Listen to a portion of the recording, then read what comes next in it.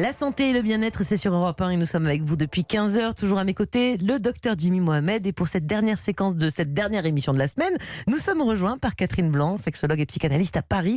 Bonjour Catherine. Bonjour Mélanie, bonjour Jimmy. Alors aujourd'hui, on va tenter de répondre à cette question qui nous a été posée par Arthur. Je vous la lis. Je suis avec mon ami, IE, depuis quelques mois et je m'interroge, comment sait-on qu'une femme a joui ? Catherine, c'est une question que se posent beaucoup d'hommes, ça je crois quand même. Et oui, parce que les femmes sont quand même peu démonstratives, à moins de bien sûr d'émettre des sons, et encore faut-il que ces sons soient en adéquation avec leur ressenti, mais contrairement à un homme où on a tendance à les réduire à l'évidence de ce qu'ils montrent, et c'est une erreur d'ailleurs.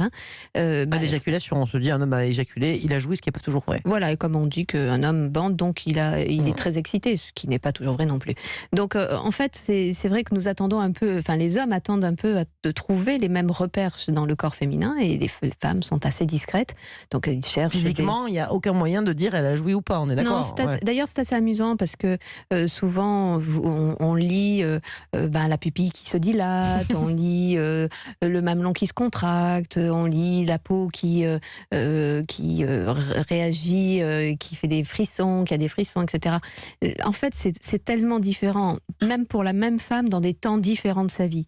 C'est-à-dire qu'il y a des femmes, effectivement, dans le plaisir, dans la jouissance, automatiquement des aires du cerveau s'allument, et donc au détriment d'autres aires du cerveau. Alors peut-être on pourrait leur demander une équation mathématique, elles seraient en peine de la faire, puisque notamment la raison est difficile quand on est pleinement dans la jouissance. Jimmy ? Mais est-ce que la pornographie n'a pas un peu caricaturé la jouissance féminine avec à chaque fois des choses très expressives qui laissent penser aux hommes que ça doit se passer comme ça systématiquement ? Bien sûr, et qui enferme du coup les femmes aussi dans un devoir de montrer cette image-là pour rassurer leur partenaire.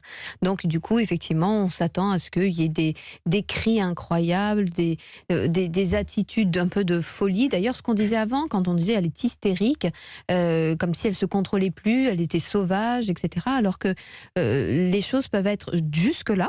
C'est-à-dire qu'une femme peut émettre des sons sans du tout l'écouter et sans aimer d'ailleurs ce son si elle l'écoutait, mais peu importe, comme elle peut tout d'un coup accélérer dans son corps ses propres mouvements ou attirer le corps de l'autre et ne plus voir l'homme en tant qu'homme, mais plus que l'objet de son plaisir, et donc l'utiliser en quelque sorte pour aller jusqu'au bout du bout de ce plaisir qui réclame une urgence, une rapidité, etc.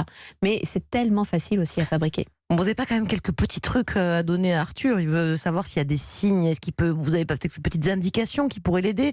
Une femme qui tremble, une femme qui a... Est-ce qu'au niveau du vagin, il se passe quelque chose après l'orgasme ? Rien de spécial ? Non, c'est au niveau utérin, parce que souvent l'utérus derrière, mais là, il n'est plus question du tout de pénétration. C'est-à-dire que souvent, une femme, quand elle a eu un orgasme, et bien après même le coït, elle a son utérus qui continue à contracter. Donc c'est après la relation... Ça, il ne peut pas les voir dans l'utérus pour voir si ça se contracte. Non, elle ne peut qu'en témoigner elle-même en disant « je te sens encore en moi ». Parce qu'effectivement, à ce moment-là, elle sent encore ce rapport, ce qu'elle croyait être l'écho du pénis, et qui est en fait ses propres contractions utérines. Jimmy ? Pourquoi les hommes veulent absolument savoir si la femme a joui ? Est-ce que c'est pour savoir s'ils ont été performants, ou est-ce qu'ils sont préoccupés par leur désir pour savoir si elles aussi ont passé un moment agréable ? Les deux, mon capitaine.